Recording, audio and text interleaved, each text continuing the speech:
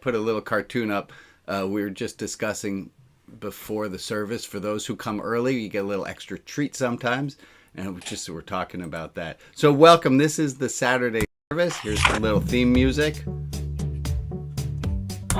I'm Rabbi Brian. It says so right there. And I'm here joined with a whole bunch of my friends. So friends, wave, say hi. Hi. Hi. Hello. Hi. Hi. And I want to welcome you who are watching after the fact as well, or watching on YouTube, or watching on Facebook, or on rotb.org. I'm glad that you're here. I feel a little bit like Mr. Rogers at this point, a little bit like Romper Room, which, by the way, not to brag, but I was on Romper Room. Thank you very much. Me too. And My sister and I were. And it's that feeling of looking through a camera and feeling like you can feel connected to someone even though you're not physically there. And we are all in such disparate, I almost said desperate. We're in such disparate places. We're in all such different places. And I thought maybe we would start, as we have been for a few weeks, starting with a little bit of a land acknowledgement. And if you don't know on whose land you currently are, if you go to native-land.ca, you can find out whose land you're on. And I want us to take a minute, and people who are here, I am on land that was previously occupied by the Clackamas peoples, among others. And I'd love to hear from 4 or 5 people, whose land are you currently on? And I know if it's something you're not used to doing, a land acknowledgement can be a little bit, well, it's awkward. And you know what? It should be. So let's stay there. Go ahead, Rosalind. Algonquin. Algonquin people's land. Go ahead, somebody else. Patricia. Stillaguamish tribe. Thank you, Emily. And Patricia? Kicatan and Nansemond. Nice. Shmuley. Ohlone. Say it again, Shmuley. Taino Indians. Taino Indians. Wonderful. Derek has his hand up. Go ahead, Derek. You're on. Thank you. And Anne? Anishinaabe, Wendat, Haudenosaunee, and the Mississaugas of the New Credit. Wonderful. And the other Anne who had her hand up. Ho-Chunk. Thank you, Bob. Yes, Anne? Ohlone. Aloni. And Ginny, you have your hand up. Go ahead. Yeah, Chumash. Chumash. Well, thank you guys for sharing all of those. And if you would take, I mean, it sounds like a very small thing to do, but to take a moment to learn a little bit, don't just know the name, learn a little bit about it. And we're trying to give visibility to those who have been rendered invisible, who have been plowed under the earth, and that we pretend no longer exist. And it's just not right. And that's going to fit with the theme that we're doing. If you are new, thank you, Joe, for mentioning. You can put a note in the chat and hang around afterwards. If you heard somebody coughing, you know why you heard someone coughing? Because they were coughing. That's just what happens. And They have a cough. And I like to ask people to keep their microphones live. And if you're new with us, that might feel it's different than the way a lot of large groups work. But I want this to feel like a group, and to feel like a group and not like just a sage on a stage, but this is more of a sharing. And so occasionally we will be annoyed when somebody's grandfather's clock or somebody's cough or somebody's dog or something else happens. And I ask us to work with that and to incorporate that into your prayer time of the morning. Okay, I'm going to take a breath of air. We have a lot planned today, and as this is a service that is usually 90-something% new material, I don't know exactly how the timing of all of it is going to work, so we will see. I'm taking a moment just to look at your faces. Hi, Alice, and hi, Jess, and Ann, and Derek, and Rob, and Barb, and Shmuley, and Candace, and Chad, and Lisa, and Harold, Bruce, Ann, Rags, Bob, Rita, Alex, Steven, Patricia, Joe, Lee, and anyone I didn't mention, but I thank you. I'm glad you guys are all here. Okay, I want to start with a very short, quick thought. No, I don't. I want to get into what we're going to get into. I'm confused. No, okay. Too many thoughts happening at once. I had posted this to Clubhouse and I had posted this to Instagram, and it said, at what point does their level of dumbassedness warrant our being obnoxious to them in return? Never. Never was the... That's correct.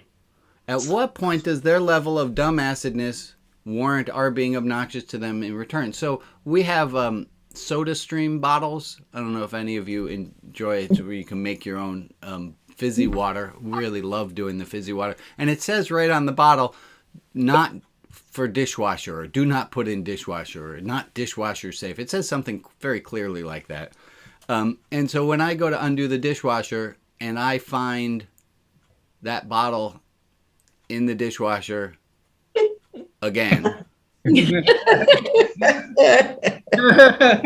Say to yourself, why did I do that? Right. Okay. Now, I don't live alone. And there are other people who, and this idea, at what point does their level of ass dumbness warrant our being obnoxious to them in return? And I think with regard to that bottle, the answer is about 3 or 4 times. So let me ask you, am I justified on the 4th time after I have held the bottle clearly in front of their face and I have said, hey, it says do not put in dishwasher? Is my shame warranted? Is my shaming them warranted? And be careful on answering, because it's going to come back to haunt you. I got an answer. What? It's a question. Marcus has his hand up. Go ahead, Marcus. Is it sure it wasn't you? I'm pretty sure it wasn't me, Rob. It could have been an aspect of me, like my bride and my child, but it was not physically me. Go ahead, Marcus. I think it depends on the situation. It depends on what we're labeling as dumbassedness. Putting a soda bottle Yeah. in the dishwasher, Yeah. or being a racist jerk, taking away rights from people, threatening people, does not give me the right to threaten someone back. Correct. But I do not have to take it nor be kind when taking it. Absolutely. So I really think you have to be careful, because when you say it doesn't give me the right, so I have to take on that shame myself. No. You're absolutely right, Marcus, and you're getting to my stunning conclusion, which I'm not up to yet. Okay, I'll stop. No, Go ahead, Rabbi. you're perfectly on task. And Kip, go ahead. Oh, Kip, you took your hand. I just think there's 2 different topics. One is I think it's totally justified to be frustrated even the very first time, and to be really honored at how angry and frustrated you are. That doesn't necessarily mean also taking it out on somebody else. Okay, so my question is, it doesn't mean taking it out on someone else or someone else's stuff, but yet at the same token, Rabbi, Yeah. BIPOC was frustrated, angry with the world and with the population treating them like shit and Yeah. being jerks and their dumbassness, and they rioted, and you said they deserve to.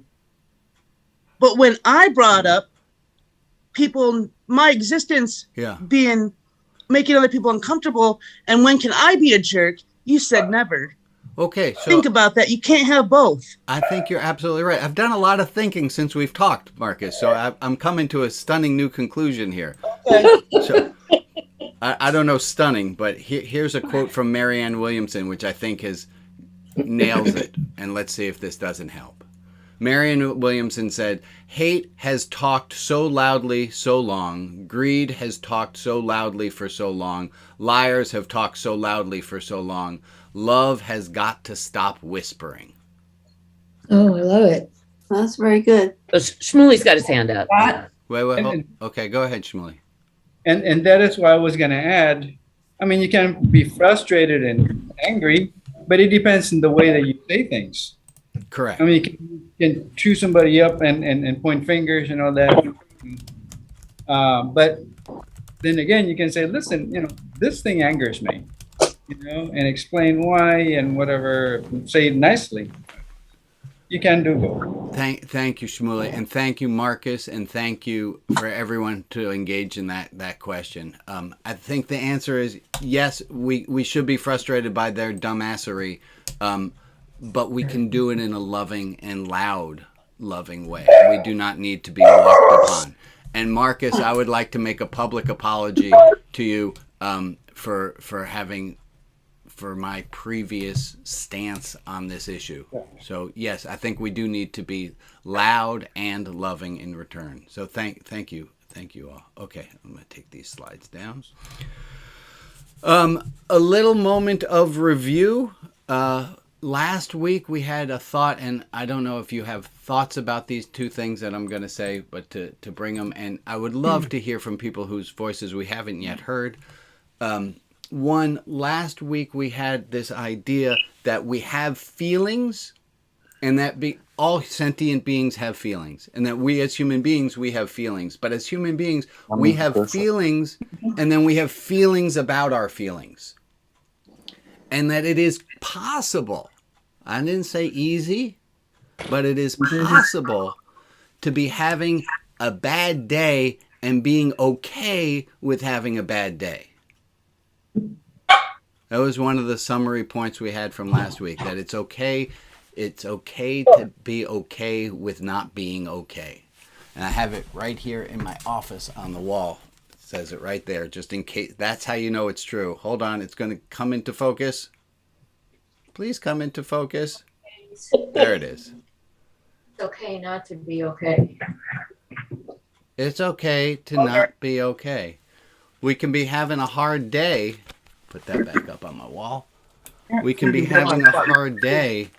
We can be having a bad day, and we can be okay with it. You can make a mistake. You can feel bad about it, but you don't have to kick your own ass about the mistake that you made. So that was one thing of review. The other piece of review I wanted to do was about the Monday newsletter. And Monday's newsletter last week, if you don't subscribe, go to rotb.org/blog. Monday's newsletter was about connecting and about alternate, and that how it's efficient when someone says, "How are you?" to respond fine, but how that's not necessarily the best option. And I had some responses that people gave that I wanted to highlight, which is someone said that instead of asking people, "How are you?" they ask, "What kind of day are you having?" I thought that was a great different question. What kind of day are you having elicits a different answer. They can't just say fine. Well, they can say fine, right, but yeah, it might throw them off. And the other thing that came back from people was when I asked someone, "How are you doing?" or someone asked me, "How am I doing?" that I might not just dump the God honest truth and all of it. And here's a phrase that I liked very much that I wanted to share with you, which is someone says, "How are you doing?" and you can respond, "What amount of honesty do you want?" Isn't that a great option? Oh, yeah. And you get to find out, do you really want an answer? Because I'll give you a real answer. Yeah. Okay. He's in timeout.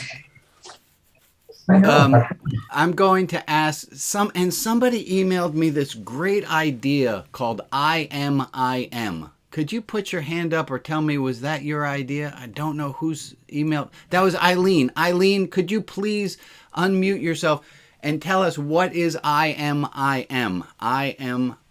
Go ahead, Eileen.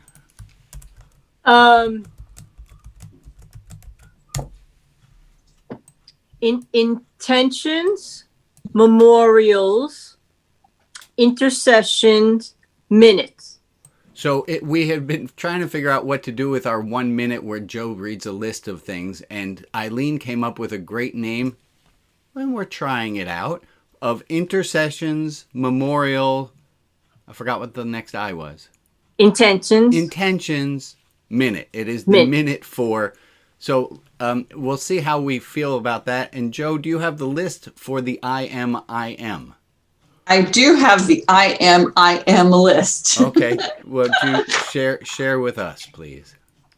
April's cousin, Michael Ox, Carol Ox, Marty H, Marilyn G, Kip, Rita S, Amy, Lauren B, Lauren L, Ukraine, Russia, Texas, Buffalo, Candace, Helen, Alicia's Afghan friends, Betsy M, Francis, Maria, Rima, Abbas, Elizabeth and her parents, Fashida Ross, Janice W. And we're going I'd like to add all fathers. All and all fathers. Well, let's take the 1 minute part at this point, and we'll start at 40 seconds, and we'll go for a minute of just silence. And I apologize for switching the screens.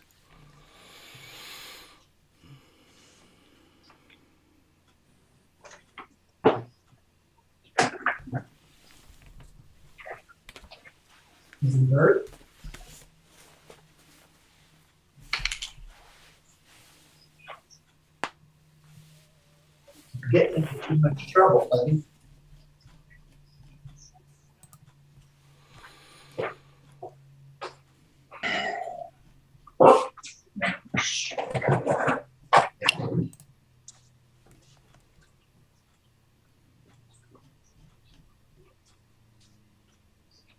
Come on, you want to go outside? Come on.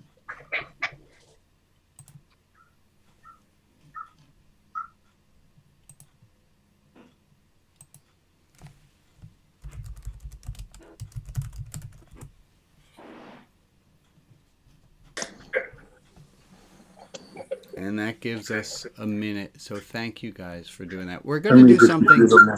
Okay. We're going to do something very different today. We're going to watch a video, and it's a 9-minute video, and that's a long time. But I looked at shorter parts of the video, and this is a video from this wonderful speaker named Alok Menon. And it's on a podcast called the Man Enough Podcast. And it's a 9-minute segment that I'm going to ask you to watch. And that's a long time. I looked at and I showed it to people, and we looked at, can you cut it down? And the answer is no. I would like to ask you to keep a piece of paper with you to make a note of whatever brilliance it is that you hear. And I'll warn you, don't get too fast at the beginning trying to write down every piece of brilliance, because there's a lot of brilliance in it. So I'm going to ask you to write down, and it doesn't have to be necessarily something that Alok says. It can be your own feeling about it, such as, I wish I could be as eloquent. I want you to just write down as many light bulb moments as you have while we watch this. And then at the end, we're going to work with the things that we noticed. Alex, are we all at the ready for? I'm ready when you are. All right, I gotta just so click the button. Can you share your screen? There we go. And so I'll ask everyone to write down whatever it is. This is Alok on the urgent need for compassion on the Man Enough podcast. And we are going to be watching it for about 9 minutes. So sit back and enjoy. Thank you, Alex. I don't want to make a false equivalence, but being black, I've experienced trying to find a way to navigate through it all. And some of us who are oppressed have more capacity to deal with the bullshit than another. Doesn't make us better. It means that for whatever reason, we're able. And we need people that are able to do that so that those can learn who otherwise wouldn't. I'm sorry. I'm taking a long time getting out because I'm also getting emotional because I personally, through my life, who champions people, I don't get it all. And I'm feeling bad that I don't get it because you're fucking amazing. And I'm listening to you speak and I'm like, why do I not fight for them? Why do I have such passion for other things, but this one I have a disconnect with? So what do I need to unlearn? How can I help other, and I particularly talk about men, help them unlearn? Let's get into it. I'm non-binary, which means it's not just that I'm challenging the binary between male, female, man, woman, but between us and them. And in your statement, you said, why don't I help them, as if this struggle is not your struggle too? The reason you don't fight for me is because you're not fighting for yourself fully. And any movement that's trying to emancipate men from the shackles of heteropatriarchy, or emancipate women from traditional gender ideology, has to have trans and non-binary people at the forefront, because we are actually the most honest. We're tracing the root. Where do these ideas of manhood and womanhood come from? They come from a binary structure. And so that's why people like me, who are visibly gender nonconforming, who are both feminine and masculine and none of the above, we experience the brunt of all of these collective fantasies that were created that are killing other people, that are also killing us. It just looks different. And so one of the things that I try to do in my work is say, don't show up for me because you want to protect me or you want to help me. I don't need your help. I have an unshakable and irrevocable sense of who I am because I am divine. I come from people who were exterminated and targeted by colonists because the gender binary, and we can get into this, was superimposed on Black people, Indigenous people, and people of color by European colonists. And the reason that they targeted us is because they knew our power, right? So the reason that there's so much animus against me is because of my power. I don't need to be legitimized, or I don't have anything to prove. What I want us to rephrase the conversation is, are you ready to heal? And I don't think the majority of people are ready to heal. And that's why they repress us as trans and gender variant people, because they've done this violence to themselves first. They've repressed their own femininity. They've repressed their own gender nonconformity. They've repressed their own ambivalence. They've repressed their own creativity. And so when they see us have the audacity to live a life without compromise, where we say there are no trade-offs, where we say we actually get to carve in the marrow of this earth and create our own goddamn beauty, instead of saying thank you for teaching me another way to live, they try to disappear us because they did that to themselves first. So I guess I would rephrase your question to be, can you help me get free? Not, can you help me help you? One of the things that we don't speak enough about is that we don't know how to see each other for each other. We see each other for what we think one another should be. So we're constantly, when you say pedestal, I think that's dehumanizing. Because we're at a table and that's what it means to be alive. It's to look at each other horizontally, not need to put each other on pedestals. And that we inherit that of saying that the only way that people have value is if they're saints. But I actually believe that people have value because they're the opposite of being a saint. And I actually believe that there's a dignity just to being, not to doing. So if we actually believe that people have dignity for being, not doing, there's a kind of mercy and a kind of love that I have for everyone, because we've only been conditioned into feeling like we can be loved if we emulate some standards that were created by someone else. So people have not experienced my kind of love before. Because what I'm actually telling men is, you don't have to be masculine. You don't have to be strong. You don't have to be all-knowing. What I'm actually telling men is, you're allowed to be vulnerable. You're allowed to be human. And people don't know how to receive that love. And I think that's the paradigm shift I really want to move away from, is that the fear and the danger makes it so that people aren't ready to receive love. People have been taught to fear the very things that have the potential to set them free. This has nothing to do with trans and non-binary people. It's never been about us. It's not about what we look like. It's about what they feel like. And they don't know how to feel love like we can give.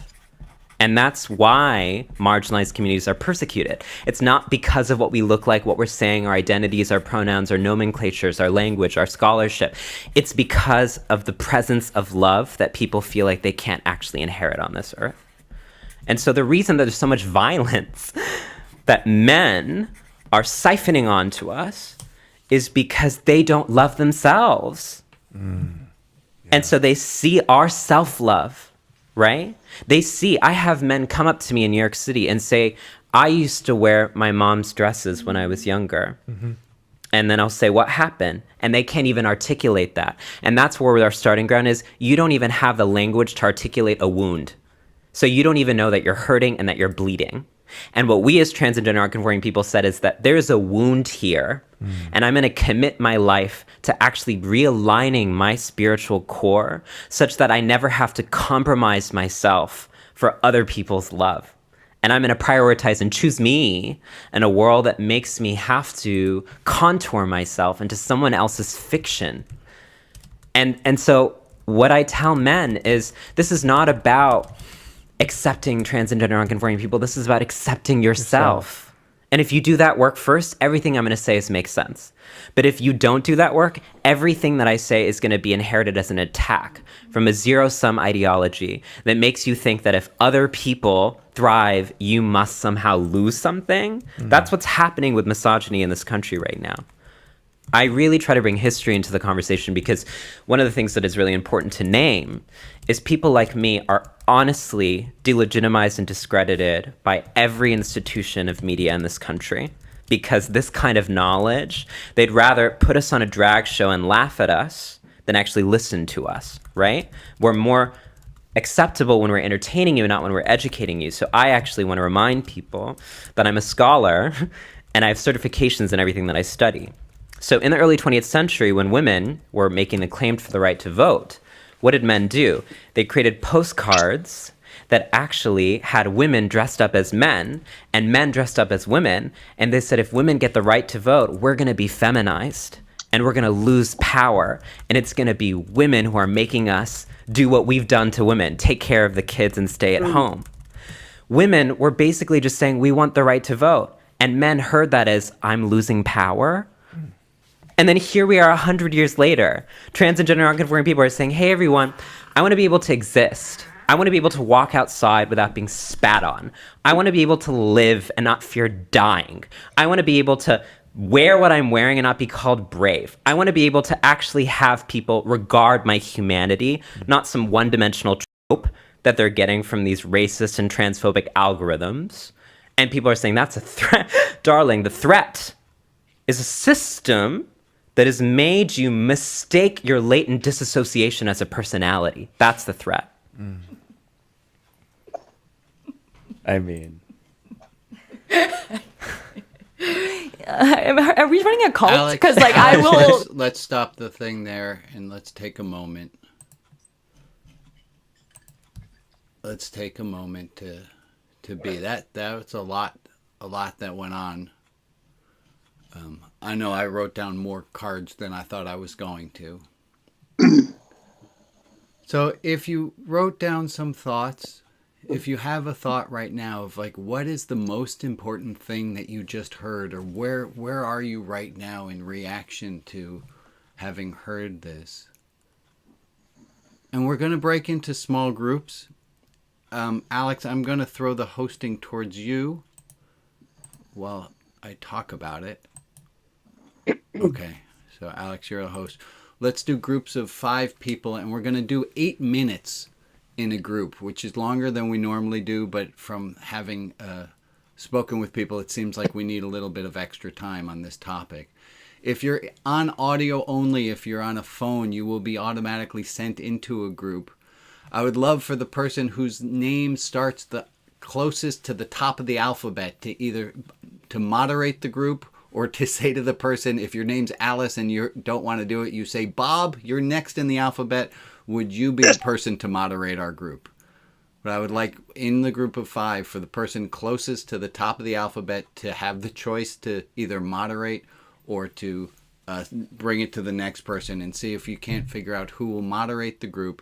We'll have 8 minutes in groups to talk. Alex will give a warning in 7 minutes that your last minute's wrapping you up.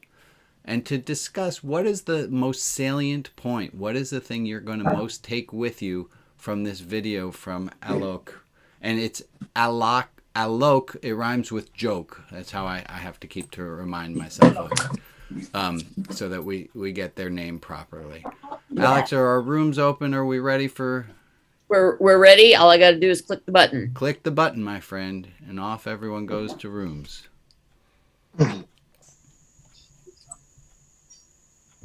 Rabbi, you still have the gallery view on. Thank you. Close your eyes for a minute.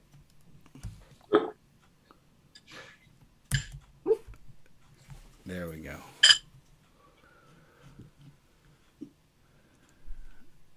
And Alex, you have the timer started already? I do have a timer going. Good. Thank you very much. All right. It looks like I am in a room with a few people. I'm in a room with Anne and Diane and Jim and Emily. Alex, I don't know if any of them want to go to a different room that is underpopulated. Let's see. There goes Emily. Anne, I don't know if this is your audio only. Yeah, I need to stay off for a bit. Okay. I'm not feeling well. Wait a second. Is that called self-care? I'm not sure. I need to see a note that you're allowed to do that. Good for you, Anne. Good for you. And I think Emily joined in a second time by audio only. And Diane B., I see that you're also here in this room. Are you there? I think Diane and Jim may have stepped away. That's fine. It looks like it's just you and me, Alex. Looks like. I got two quotes that are, I don't have a favorite. I have two favorites. I don't know if you were paying attention. You've watched this video before. I know that. Do you mind sharing with me while we have time together? I don't mind. Well, what'd you get? Oh, wait, you're at the beginning of the alphabet. So you get to host this room. You know, I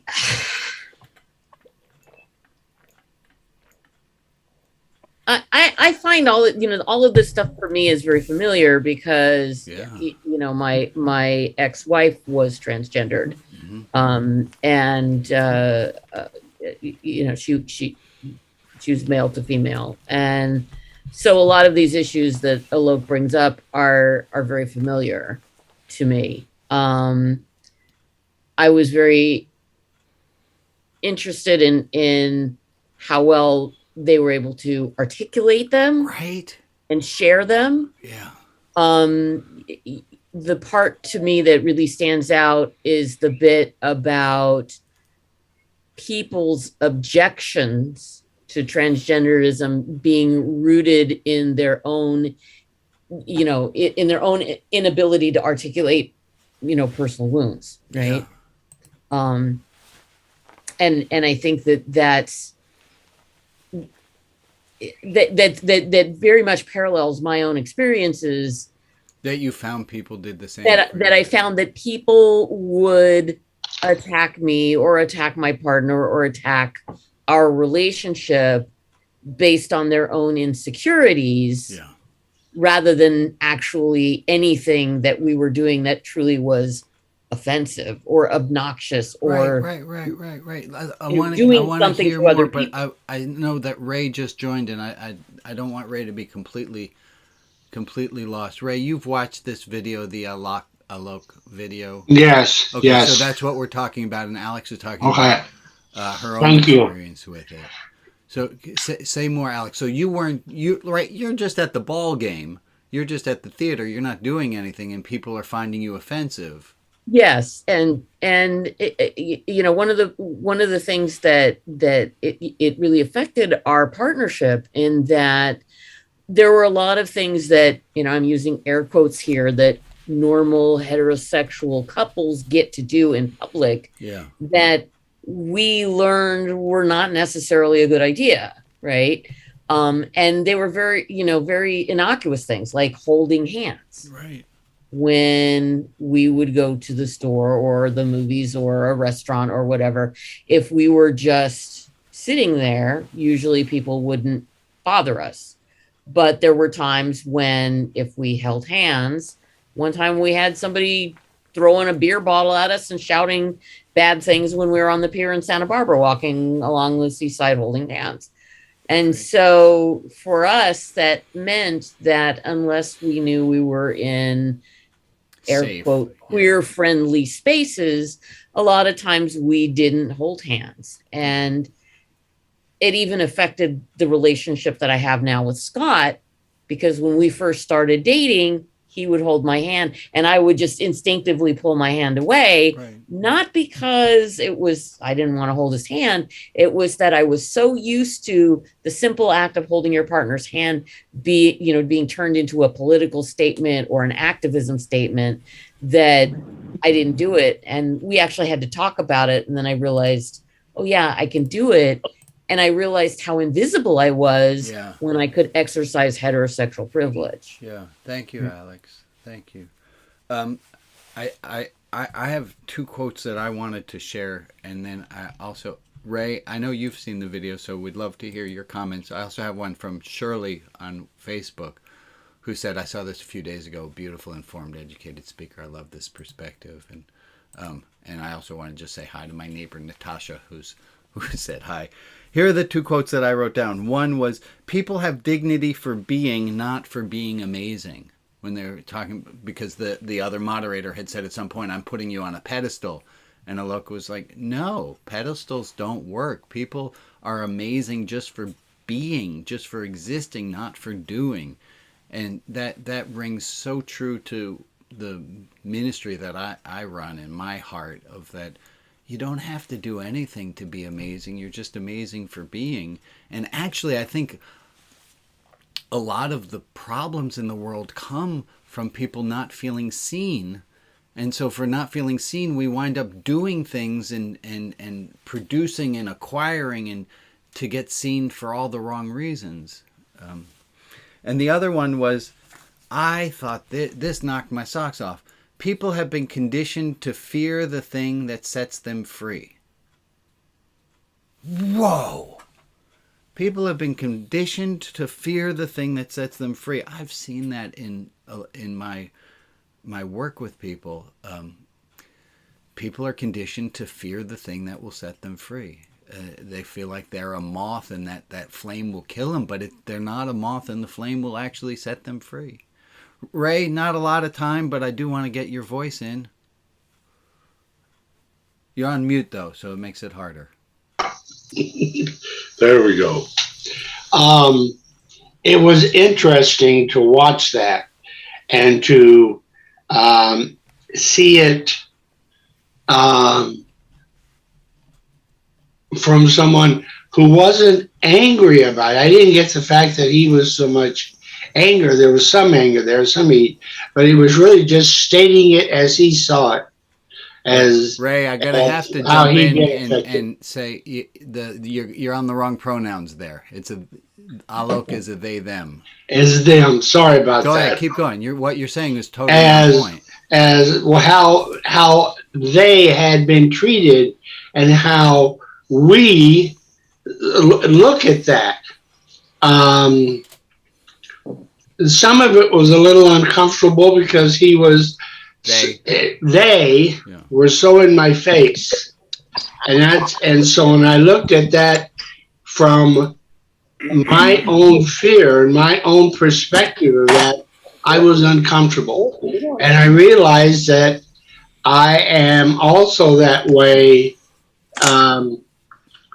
even though I have gay and lesbian friends, and I truly love them. They're magnificent, wonderful people, and I'm comfortable around them. But yet, when he was in my face about it, I found myself getting a little defensive about it. Okay, thank you, Ray. Thank you, and welcome back, everybody. There's a lot of people who were in a lot of different places, and we're all coming back together. And just, I don't know how to like, you see somebody and they're in a sad place, so you want to meet them in a sad place, or you see someone and I don't know how you're coming back from those breakout rooms.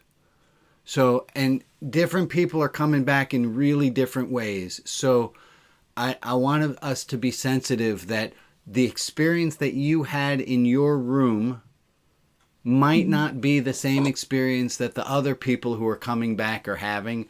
And this is going to be a little bit of a, when two bodies of water hit towards each other, there's going to be a little bit of fluid dynamics. Okay, I needed a better analogy, but that was the one that came. Atlantic and the Pacific. So, if Derek, you have your hand up, so I figure you. Yeah, I just want to say that. Share. I just wanted to say that I put a link to the video in the chat. Thank you for doing that. Thank you for doing that, and appreciate it. So, who's got a sentence of something that they learned, something that they're taking, a phrase, a thought, something that that spoke to you, that you'd like to iterate out loud, so everyone, it's a way of underlining and bolding, and saying this is the thing. Is there something that you feel like you want to share because it moved you so much? You want to? Yeah, Ellis. I just want to say that every person wants to be seen as who they truly are. Amen. And those of us in the LGBTQ community, the hiding is the only way we know how to deal with that, because we don't want to accept the harassment or the rejection or the hate, the bias, all that sort of thing. So we learn how to live in not an altruistic way, not in a true way, true to ourselves. Yeah. So for those who don't really understand that, especially the trans community, it is so hard to figure that out. It's like, why would you do that? And that's what all I really want to say is we just want to be seen for who we are, accepted for who we are, and love for who we are. Yeah. I think that's human dignity. That's what we all want. We all want to be seen for who we are. That was one of the quotes that I took with me, was that people have dignity for being, not for being amazing. Mm-hmm. You don't have to do anything. You don't have to be amazing. You just, for being who you are, you deserve love. For being who you are, authentically who you are, you deserve love. Amen. Ron, you have something you want to add? Yeah. Early on, they said, because I am divine. And I felt everything else was commentary on that. Right? They said, I am divine. I have been killed and I'm still here. That's divine. Yeah. Right? To realize the connection that they have to their ancestors, to their true self of being divine. And it's not in an egotistical way. It's not in a I am God, the kind of delusional. But it's in, I know who I truly am on the inside. I love it. Thank you, Ron. That was a very moving moment for me as well. Jess? Yes. You're on mute, my friend. Unmute yourself. Sorry. I just wanted to bring back at the very beginning where Alok says, to the individual who is interviewing it, when it opens, you're not fighting for me yet because you don't see this as a fight for yourself. And I just wanted to bring that back, to expand the circle around everyone here, that not everyone here is in the LGBTQ plus community. And that's okay. And I just want to make sure that we also are receiving this, that this message is not just about gender or inclusion in the LGBTQ plus community, that for me, what I took away from this was how important it is that we are seeing our liberation as each other's liberation. And that's just what I wanted to bring. Thank you, Jess. Thank you. Amen. That none of us is free until all of us is free. And that we're not fighting for their rights, we're fighting for our rights. I add in this thought that was said, was that people have been conditioned to fear the thing that sets them free. Amen. Yeah. People have been conditioned to fear the thing that sets them free. Been conditioned to fear. We have been taught that the very thing that will free us. We've been taught, I use this analogy in our small group, was that like a moth to a flame. We've been told you are a moth, and if you go towards the light, you will burn up. But it's actually that very thing, and that very thing, for lack of a better word, I'll use love. It's that very thing, love, that we're afraid will shame us. And we run away from love. We run away from the very thing, and you might substitute a different word, and that's fine. We run away from the very thing that can set us free. Rob, Ann, and Shmuley have their hands up. Go ahead, Rob. So I heard him say, "Can you help me get free?" And then I wrote down, "Just be who you are and listen and respond in like fashion." Amen. And that's all we have to do. It's a tall order, and it is simple too. Thank you, Rob. Yes, Ann. While I was listening to him, I was grinning inside because I have never before heard a better description of what it means to be non-binary or trans and what it means to have a visible disability. He didn't mention that. Okay. But I am a person to whom, not a lot, but enough times in my life, people have come up to me and told me that I should not be allowed to live because of the way I look. I have a disability. Women have come up to me and said, "Why have you not committed suicide yet? If I looked like you, I'd kill myself. You should kill yourself." And I'm so sorry. This is something that happens to us, people who have a visible disability. And I have often thought it's because they are so afraid that with one auto accident, they could be disabled themselves. Wow. That's all it would take. Thank you. And it's that fear. But he said it. And I'm gonna well.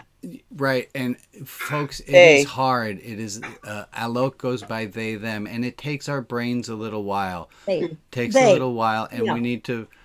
Right, we need to forgive ourselves that we are so entrenched, and I think maybe we can look at it that way. This is how deep these roots go. These roots go so deep that we unconsciously say the wrong word. And that's how it is. With my friends who are non-binary or trans, I say they. Good. It's okay. It's okay. Yeah, you know that. Shmuley, go ahead. Two things come to mind with the whole video and the conversation. One is that makes me come back again to the wonderful video, accidental courtesy, and the phrase, "Why do you hurt me? Why do you hate me if you don't know me?" Yeah. I mean, really know me. Sit down and talk to me and get to really know me. The other thing that Rabbi Brian was saying about people being so afraid of getting into the fire. We often think, well, fire burns, but it also cleanses. And when we get into the fire of love and get to love the other person as a person, we do get to the fire, but that fire may burn all the wrong thoughts that we may have for the other person, even unbeknownst to us, as we get to know the other person.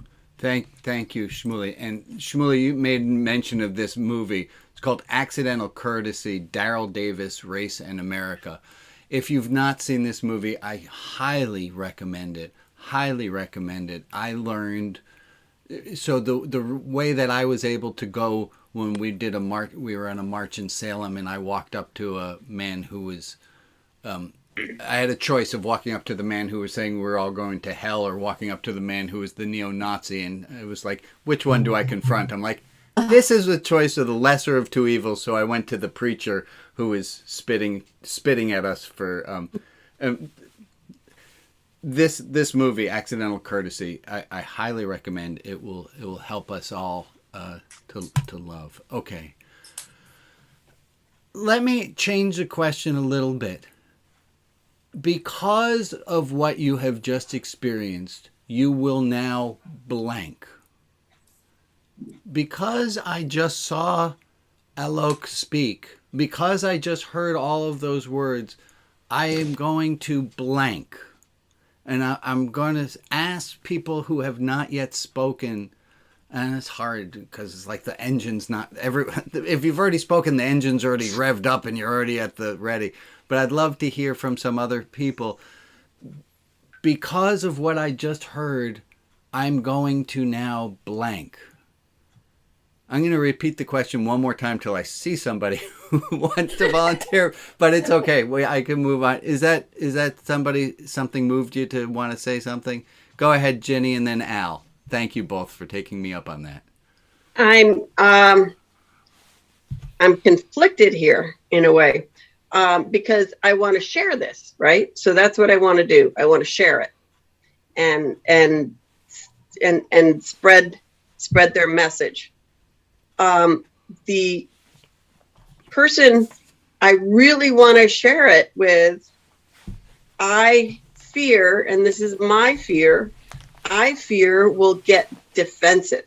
And I don't know, and I kind of don't want to ignite that. Yeah. Okay. But well, that's my fear. That's so, That's what you're going away with. That answers the question I asked her. What are you taking with you? Where are you going with it? And the answer is, I'm at a crossroads, and that's a perfect answer. We got time for another answer. Let's go, Aaron, and then Al. Let's keep these. But being black, I've experienced. Aaron, go ahead. You're unmuted. No. Where'd it go? I can hear you now. You can hear me? Yeah, go ahead. Yeah. Okay. I thought I was on mute, and I was like trying to unmute myself. Anyways, I have love myself easier, love myself more, and not in sort of the loving yourself, loving others. I think that is a perfect answer. I love that. What am I going to do because I watch this? I'm going to love myself more. Thank you, Aaron. Yeah. And Al, let's take the last comment on this topic. Go ahead, Al. Yeah, sure. I just feel like I want to recommit myself to think less about them and us and more about us. Just expanding that circle of who us is as wide as I possibly can. I love that. Thank you. And that should be everybody. Yeah. Us. Beautiful. Amen. Amen. Well, everyone. Thank you for watching along with that. I have a few announcements. One is if you're not on the Religion Outside the Box Clubhouse, please join. If you are on the Clubhouse, please let's continue the conversation as we have been. It's mn.rotb.org. And please, there's some good activity usually right after the service. Right after this hour, I post the 2 takeaways there, and people chime in. And also, it's a place for people to share deeper. If you want to go further about this topic, you want to share personal anecdotes that don't feel appropriate to do in the entire world, please do so there. Last week, 2 weeks ago, I started doing a meditation. It was 5-minute sits, and then this whole last week we did 6 minutes each day This week, we are upping it by 14% or so, and we're going to be doing 7-minute sits starting on Monday, Tuesday, Wednesday, Thursday, and Friday for 7 minutes at 2 p.m. Pacific time. And please join if you've always wanted to meditate and didn't know how to get started. 2 minutes until 2. I give a little bit of instructions, and then we just sit. So please join me for 7 minutes of meditation. Can I just make a comment about that? Yeah. I was finding the 20 minutes hard. And so sometimes it was like, oh, I don't want to do that. Yeah. I don't want to do that. But I have a timer set for 5 minutes to the hour.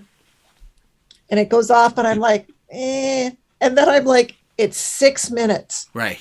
I can sit there for 6 minutes.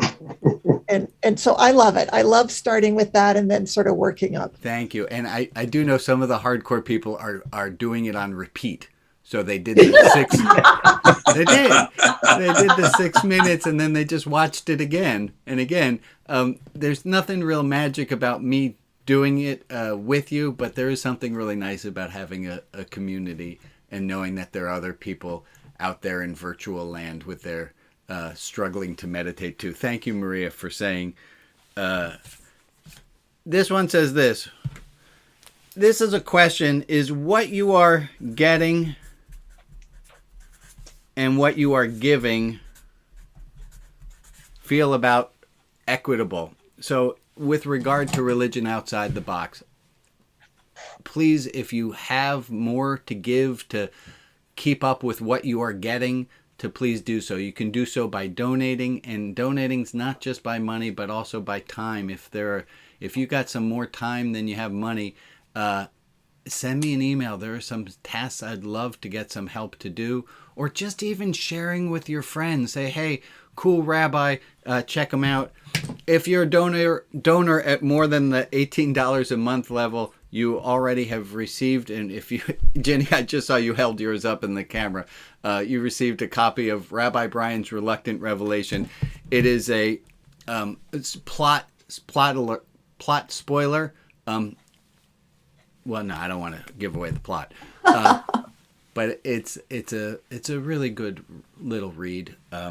So please do. That is going to bring us to just about 9 o'clock hour. Go ahead. Yeah, I have a little question. To get to this meditation thing, is this the same thing as the Saturday service Zoom? Oh, no. So thank you for asking, Betsy. I'm not doing the meditation on Zoom, although I could. I've just been doing it on Facebook, YouTube, and if you go to rotb.org. Okay, thank you. And if at rotb.org, you can scroll down, or at the top you hit live and it will bring you directly to my feed. I don't know. I was doing the meditation. It's just talking head, so other people don't have to, you don't have to show yourself while meditating. And I will share with you what I think is it is an added benefit to meditating online and doing it on Facebook Live, is that Facebook algorithms are completely baffled on my feed because I'm broadcasting 7 minutes of nothingness. And they can't pick up any, like, what ads do we send? We don't know what, there's nothing there. So if you would like to confuse the Facebook bots, stream your own meditation and just 7 minutes of silence. Thank you guys for joining me. I'm going to do the thing where I share the screen and can see all of you again. Folks, thank you so much for joining me and for joining each other. Come back again next week. Stick around. We're going to stop the recording. Alex, let's stop the recording now. So everyone, let's say goodbye to the people in Cyberland. Bye-bye. Bye, everybody. And then